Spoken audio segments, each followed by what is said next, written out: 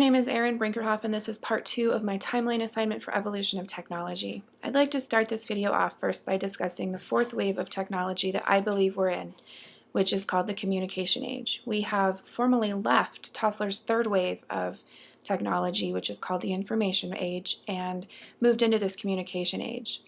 The reason I think that we're in the communication age now is because we have so many things in our lives that are geared towards communicating with other people.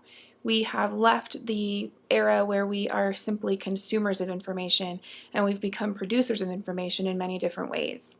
Some examples of this work around social media, things like Facebook, MySpace, which isn't as big of a deal today, YouTube, which is a pretty big deal, and then there are many, many other things that we use to communicate with other people. The three decades that I've chosen to talk about in this video are the 1960s, the 1980s, and the years 2000 to present.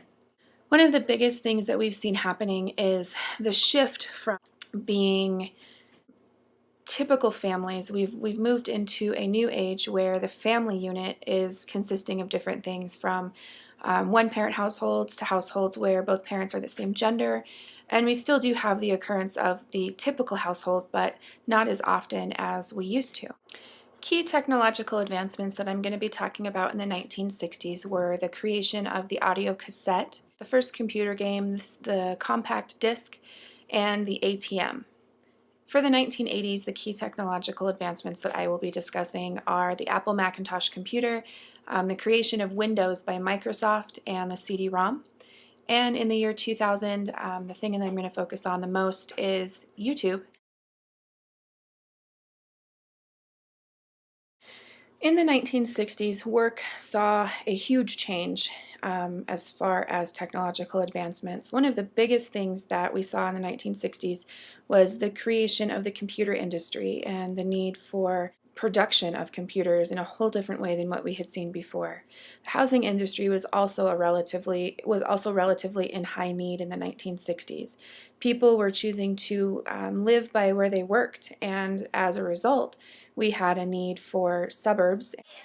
As far as educational theory goes, I want to talk a little bit about B.F. Skinner and his movement towards behaviorism, and the thought that teachers could create environments to elicit certain responses from students that would eventually create successful adults. One of the biggest things that we saw being used as far as educational theory and research went was the audio cassette. It replaced the reel-to-reel recorder, which was not a very portable device, and the audio cassette created that portability that was necessary for observations out in the field.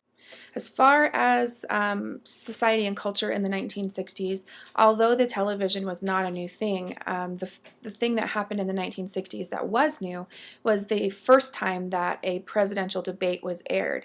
This was the election between John F. Kennedy and Richard Nixon, and it was the first time that politics had been made so accessible to so many people. By airing the presidential debates on the television, the entire country got to see what was happening and not just a select few.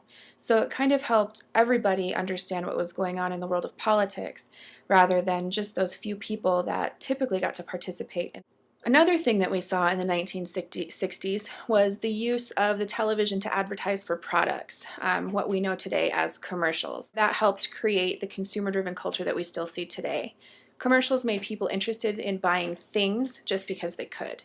On September 2nd, 1969, the first ATM was introduced. This really created personal banking in a whole new way. The ATM really changed the face of personal banking. It made it much easier. It took away the need for people to visit the bank for basic banking needs. Making getting money easier helped the economy because people were able to spend their money quicker. Today, the ATM is still quite a business. With the fees that banks now charge for using them, they are extremely profitable. Technology also played a great role in much of the development of society and culture. Simple appliances such as microwaves and toasters were invented, making everyday life easier. Cars were being mass-produced in factories for less money, and thus more people were able to buy them because they didn't cost as much.